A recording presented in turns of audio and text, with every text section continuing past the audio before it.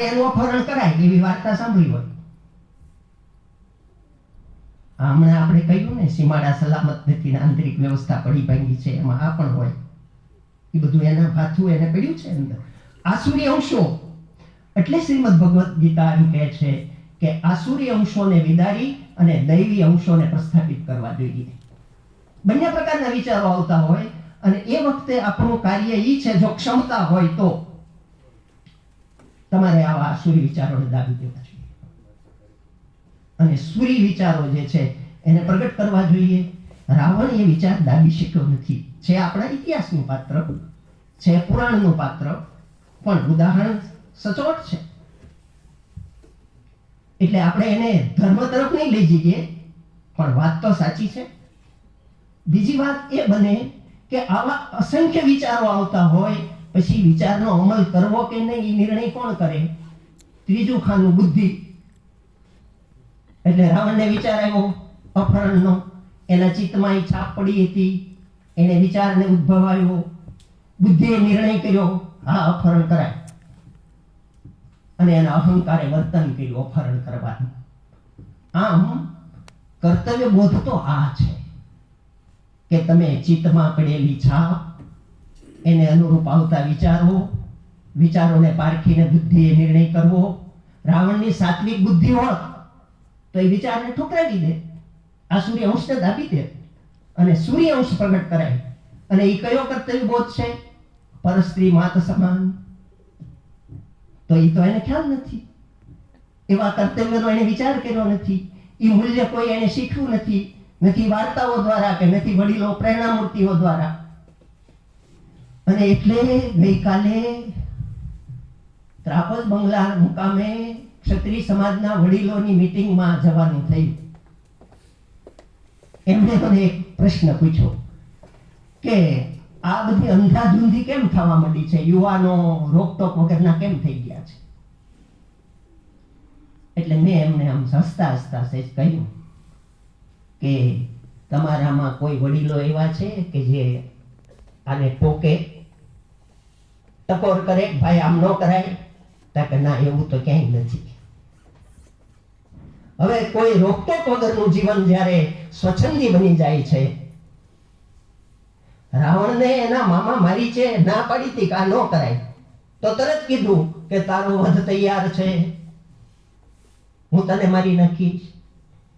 એમ યુવાનોથી હવે વડીલો ડરે છે. અને એટલે સૌજીભાઈ નો એક વિડીયો બહાર પડ્યો હતો ધોળકિયા,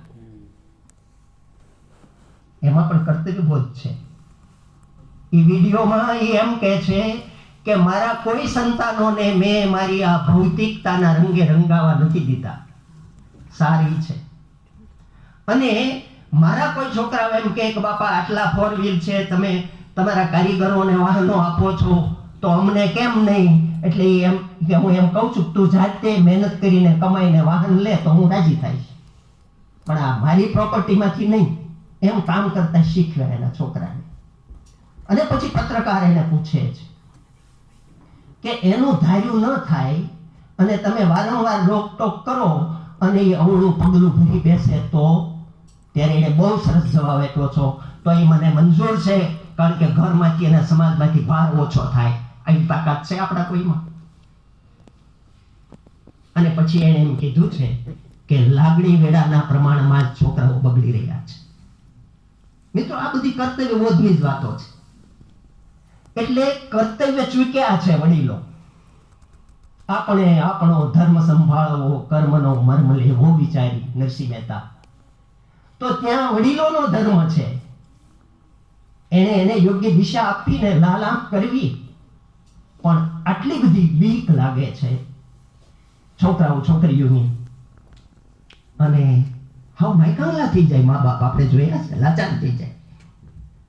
એ માણસે બહુ સરસ વાત કરી કે હું એમ માનીશ તો ભાર ઓછો થયો. આમ કોઈ ભાર ઓછો કરતું નથી, રોકી તો રહેવાના જ હોય છે. પણ એને ખબર પડી ગઈ છે કે આ લોલા પોપા કરનારાને આમ દબાવી શકાય મા બાપને, કારણ ક્યાંય કર્તવ્ય બોધ નથી રહ્યો. એટલે આ સેન્સ જ પકડવાની નથી ને.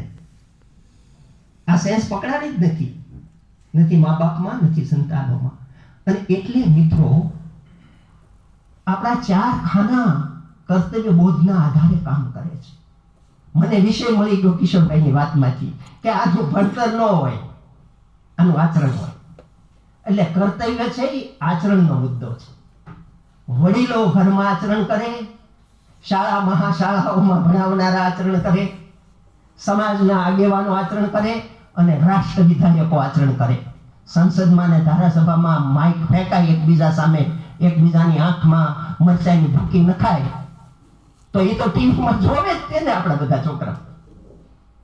અને એનું ઉદાહરણ તમને આપું કિશોરભાઈ કે તળાજા તાલુકા શાળા આવે, 10 પ્રાથમિક શાળા ઉપર એક તાલુકા શાળા હોય.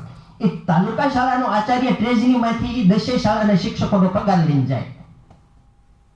અને એટલે શેત્રુંજી નદીના કાંઠે એ હાજે પગાર લઈને જતો હતો અને 2-3 જણાએ એના આંખમાં મરચાઈની ભૂકી નાખીને થેલો લૂંટી લીધો, કારણ કે એને જોયું છે કે સંસદમાં મરચાઈની ભૂકી નખાઈ છે.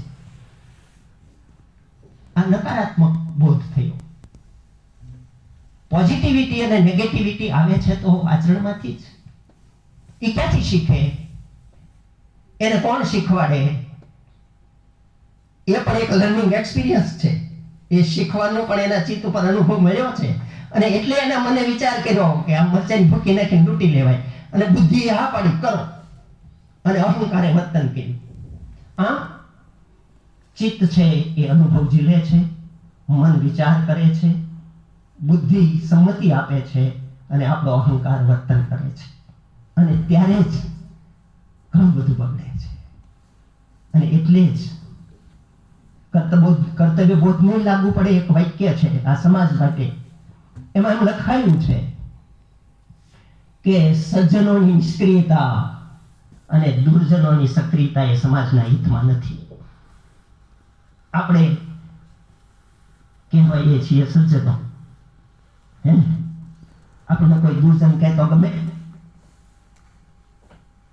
સૌ આપણને સજ્જન કહેતો કેવું સારું લાગે, પણ આપણે નિષ્ક્રિય હોઈએ તો દુર્જનો સક્રિય થઈ જાય અને એ સમાજના હિતમાં નથી. મહાભારતનું વાક્ય છે. આપણે કર્તવ્ય બોધની વાતો કરતા આવીએ છીએ, પણ એની મૂળ જે બાબત છે એનું શું? આમ તો મિત્રો મૂળ કર્તવ્ય હિન્દીમાં 11 જેટલા આપણા સંવિધાનમાં આપ્યા છે, આપણે બજાવવાની ફરજો રાજકીય રીતે. અને કર્તવ્યને જુદી જુદી રીતે વિચારી શકાય એમ છે. કર્તવ્ય માટેના અર્થ પણ જુદા જુદા છે. આપણી ગુજરાતી ભાષા એવી છે કે જેમાં કોઈ પણ શબ્દને સંદર્ભગત અર્થ લાગે છે. સંદર્ભગત અર્થ બદલાઈ જાય. પાણીમાં પાણી નથી, પાણી કેમ કપાશે, પાણીના સંદર્ભગત અર્થ બદલાઈ જાય. એમ કર્તવ્યના સંદર્ભગત અર્થ બદલાય છે. અને કર્મયોગના અભ્યાસમાં એવું સ્પષ્ટ કહ્યું છે કે કર્તવ્ય જુદી જુદી રીતે વિચારવામાં આવ્યું છે. અને એમાંય ખાસ કરીને એમણે તો એમ કહ્યું છે કે જીવનની જુદી જુદી સ્થિતિમાં, પછી ઇતિહાસ પ્રમાણે જુદા જુદા યુગમાં અને જુદી જુદી પ્રજા પ્રમાણે પણ કર્તવ્ય બદલાયું છે. અને ખાસ વાત તો એમણે એમ કહી છે કે મુસ્લિમોના કર્તવ્યો કુરાન પ્રમાણે, હિન્દુઓના કર્તવ્યો વેદ પ્રમાણે અને ખ્રિસ્તીઓના કર્તવ્યો બાઇબલ પ્રમાણે. આમ કર્તવ્યોમાં જુદી જુદી ભાત છે, પણ એ બધાનું સંકલન કરો તો કર્તવ્ય વિશે કહેવું હોય તો શું કે જે કાર્ય કરવાથી તમે ઈશ્વર તરફ ગતિ કરી શકો, ઈશ્વર એટલે ઈષ્ટ, જે સત્ય છે, જે કાર્ય કરવાથી તમે ઈષ્ટ તરફ ગતિ કરી શકો તે શુભ, એ આપણું કર્તવ્ય. અને શ્રીમદ ભગવદ્ ગીતાનું ઇંગ્લિશ વર્ઝન મને એક વાંચવા મળેલું, તો આખા પુસ્તક ઉપર એક ટાઇટલ સેન્ટેન્સ લખ્યું છે કિશોરભાઈ. એમાં લખ્યું છે devotion to duty is divine. Duty એટલે કર્તવ્ય અંગ્રેજીમાં, આપણે ગુજરાતીમાં એના જુદા જુદા અર્થોમાં. કર્તવ્ય એટલે ધર્મ, કર્તવ્ય એટલે કામ, કર્તવ્ય એટલે કર્મ, કર્તવ્ય એટલે ફરજ અને કર્તવ્ય એટલે જવાબદારી. આ બધા અર્થો છે. પણ જ્યારે એને તમે ધર્મ કહો તો ગીતાકાર શ્રીમદ ભગવદ્ ગીતામાં આપણે જેને ધર્મ કહીએ છીએ ને એને ગીતાકાર ભક્તિ કહે છે. આપણે કોને ધર્મ કહીએ છીએ? પૂજા પાઠ, યજ્ઞ યાગાદિ, પાઠ, સ્તોત્ર, આ બધું એને ગીતાકાર ભક્તિ કહે છે. અને ગીતાકાર કર્મને ધર્મ કહે છે. અને એટલે એમાં લખ્યું છે devotion to duty is divine. એટલે કર્મ એ જ ધર્મ છે. અને જ્યારે કર્તવ્યને તમે ધર્મ કહો કે કર્તવ્યને કર્મ કહો તો એ એવું હોવું જોઈએ જે તમને ઈષ્ટ તરફ ગતિ કરાવે. તો એ આપણું કર્તવ્ય, દરેકનું વ્યક્તિગત કર્તવ્ય હોય છે. તમારી ગતિ ઉન્નતિ તરફ. કોની ઉન્નતિ? આત્મોન્નતિ. મન તો જ્યાં ધાવ ત્યાં જાય, પણ ઉન્નતિ માટેની ગતિ. એવું જો તમે શુભ કર્મ કરો તો એ કર્તવ્ય છે. એના બદલે એનાથી વિરુદ્ધનું કર્મ જે તમને પતન તરફ લઈ જાય તો એ અકર્તવ્ય છે. આવું કર્મયોગના વિભાજનમાં લખાયું છે. અને એટલે મિત્રો, કર્મ એ ધર્મ જો માનતા હોઈએ તો આપણે તો શિક્ષક. એટલે શિક્ષકત્વ તરીકે આપણે જે પાસા વિકસાવવા જોઈએ એને અણિશુદ્ધ વિકસાવીએ તો આપણે કર્તવ્ય પાલન કરીએ છીએ. મૂળશંકર મોહ ભટ્ટનું નામ તો ભાવનગરે સાંભળ્યું જ હોય. મૂળશંકર દાદા એટલે ગ્રામાભિમુખ કેળવણીમાં નાનાભાઈ ભટ્ટની સાથે રહેલા. અને ઉમાશંકરભાઈ જોશીએ લખ્યું છે કે ગૃહપતિ કેવો હોવો જોઈએ? તો મૂળશંકર મોહ ભટ્ટ જેવો. ગૃહપતિ તરીકે એમણે વિદ્યાર્થીઓને જે કર્તવ્ય બોધ આપ્યો છે વર્ષો સુધી.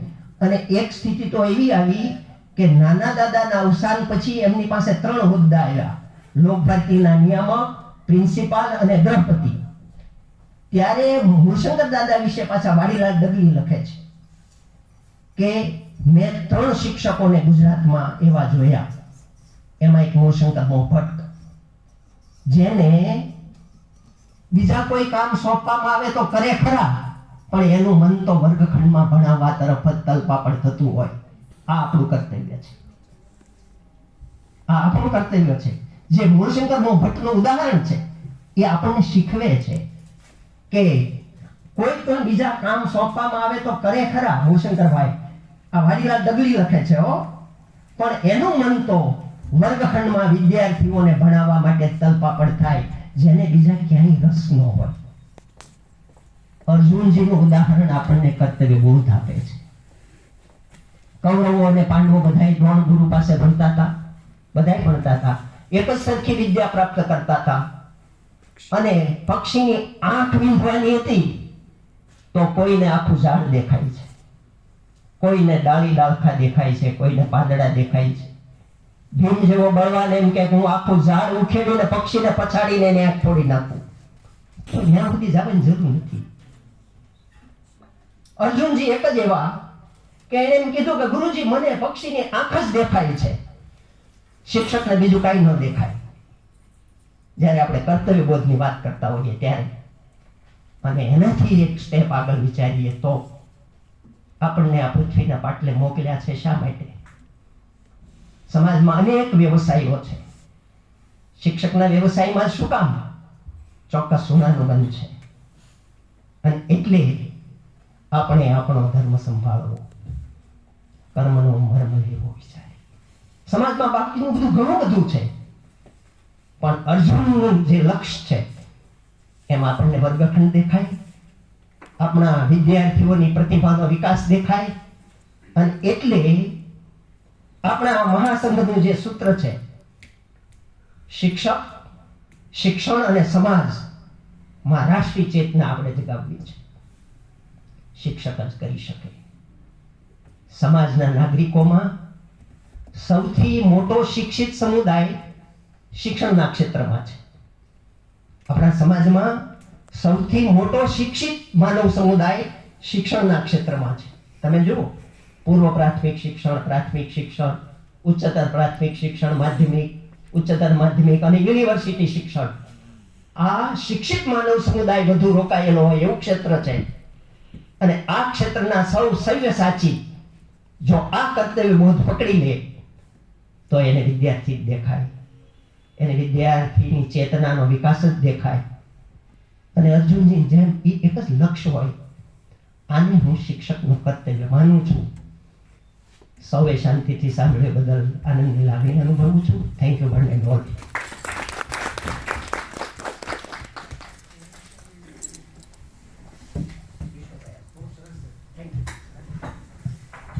ધન્યવાદ સર. એક ખૂબ સરસ આપણે વાત રજૂ કરી. અમારા ડિપાર્ટમેન્ટમાં ના સ્લોગન પણ એ છે, devotion to duty is divine.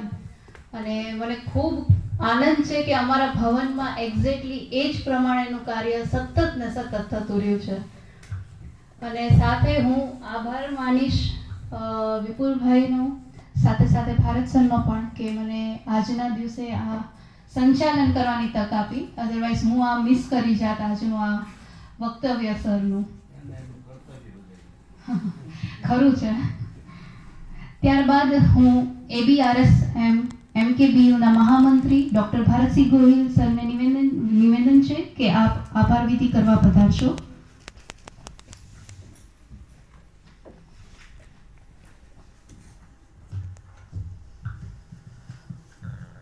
ABRSM મહારાજા કૃષ્ણકુમારસિંહજી ભાવનગર યુનિવર્સિટીમાં આ પ્રવૃત્તિ સાહેબે ખૂબ વિગતે વાત કરી. પણ આભાર કેવી રીતે માનું આમ મને એ ખબર નથી પડતી. પણ 2000ની સાલનો એ વર્ગખંડ યાદ આવી ગયો સાહેબજી. 2000ની સાલનો કે વિજ્ઞાન એમની પાસે ભણ્યા છે, વિજ્ઞાન મેથડ, ગણિત મેથડ ભણ્યા છે. હું ચોક્કસ ખાતરી સાથે એવું કહું કે આપણે વિશ્વવિદ્યાલયના બધા જ અધ્યાપકો અહીંયા એકત્રિત થયા છે નિમિત્તે એનું ખરી ફલશ્રુતિ આપણને અનુભવાય એવું મને લાગ્યું છે. એટલે ખૂબ ખૂબ આભાર ડૉક્ટર મનોહરભાઈ ઠાકર સાહેબનો કે એમને આ પોતાનું ચિંતન અમારી સમક્ષ મૂક્યું, અમને સમય આપ્યો, ખૂબ જ મૂલ્યવાન સમય આપ્યો. એટલે મુખ્ય વક્તા તરીકે આપણા વચ્ચે આપણા જ આવ્યા એ બદલ એમનો ખૂબ ખૂબ આભાર વ્યક્ત કરીએ છીએ. અમારે પ્રમુખ સાહેબ વિપુલભાઈ ધરાહાર મૂકે નહીં કોઈ કામ કે સાહેબ આ તો થવું જ જોઈએ. ગુજરાતીમાં લઢણમાં મારે વાત કરવી છે એટલા માટે કે એમનું બહુ નક્કી જ હોય કે ABRSMની આટલી પ્રવૃત્તિ તો ભારતથી થવી જ જોઈએ અને એ કરવી છે કોઈ પણ રીતે. એટલે એ નક્કી જ હોય. એટલે એમાં ઘણી બધી ચિંતાઓ પણ સતાવતી હોય કેટલા આવશે આમાંથી. પણ આજે ખૂબ પધાર્યા છે બધા જ. એક શોર્ટ નોટિસથી પણ વોટ્સઅપની અંદર મૂક્યું છે અને એમાંથી પણ આપ સૌ આવ્યા છો. એટલા માટે આપ સૌ આવ્યા છો એમનો ખાસ આભાર માનું છું અહીંયા આ તકે. જોશી સાહેબ અને એમને પણ એવું કહ્યું કે લાઈફ સાયન્સમાં રાખવું છે. મેં કહ્યું કે અહીંયા રાખીએ, પણ એમનો મત એવો હતો કે આજે કોઈ બીજા ભવનમાં રાખીએ એટલે ત્યાં બધા ભેગા થઈએ. ઇકોનોમિક્સ ડિપાર્ટમેન્ટની અંદર ડૉક્ટર કિશોરભાઈ જોશીએ અહીંયા જે તક આપી, અહીંયા ઇકોનોમિક્સ ડિપાર્ટમેન્ટની અંદર આવીને આપણને ખરેખર એવું થઈ જાય કે ડિપાર્ટમેન્ટ આપણે આવું જ બનાવવું છે. કારણ કે અંદર જે લોકો નથી આવ્યા, ઇન્ફ્રાસ્ટ્રક્ચર ખૂબ સરસ રીતે આપણા યુનિવર્સિટીની અંદર આ ભવનનું છે અને ખૂબ સારો લાભ મળે છે. અને એમને હા પાડી અધ્યક્ષ તરીકે રહેવાનું એ બદલ એમનો ખૂબ ખૂબ ABRSM આભાર માને છે. અંતમાં કહું ને કે ઠાકર સાહેબ મને એવું લાગ્યું કે હું તમને આજે સાંભળતો હતો ને તો વળી એ ત્યાં ખોવાઈ ગયો ખૂબ. અને બંતુ અર્જુનની વાત કરી, ગીતાજીની વાત કરી, તો સ્વધર્મ હિતાવ છે અને પરધર્મ ભયાવહ. આ વાત બહુ સમજાઈ ગઈ આજે વધારે થોડી સારી. અંતમાં મારે ટીમ આખી નિરાલી મહેતા અને એમને અડધી રાતે એવું કહીને કહીએ કે ખાસ કે આ બનાવી નાખજો. તો ઇકોનોમિક્સની આખી ટીમ દેવરાજભાઈ, સચિનભાઈ કે અહીંયા રાખ્યું છે એટલે એમને પણ બધું ભેગું કર્યું છે. અને આખી ટીમ ખાસ કરીને એમનું સંચાલન પણ ખૂબ સરસ રીતે. કારણ કે અમે તો હા પાડીએ પછી ટીમ પાડેલી હોય ને એને તરફ ફોન કરીને કહીએ કે તમારે બેનર બનાવવાનું છે, આવી રીતે બનાવવાનું. નાના મોટા કરેક્શન પણ ફટ કરતું અમે એને કહીએ ને તૈયાર કરી રાખે. આવું સરસ સંકલન થઈ શક્યું અને આપણો આ કાર્યક્રમ કર્તવ્ય બોધ દિવસ આ બંને વીરની વચ્ચે આપણે કરવાનું થાય છે અને ખૂબ સરસ રીતે થઈ શક્યું. એ બદલ આપ સૌ આવ્યા, આપ સૌ ચા પાણી અને નાસ્તો પણ રાખેલ છે તો એ સ્વીકારશો અને બીજી આશા સાથે કે ABRSMના જે 3 મુખ્ય કાર્યક્રમો કીધા ને એની અંદર આમ જ સૌ આવજો, આમ જ સૌ મળતા રહેશો. Thank you very much. Have a nice good evening to all. Thank you.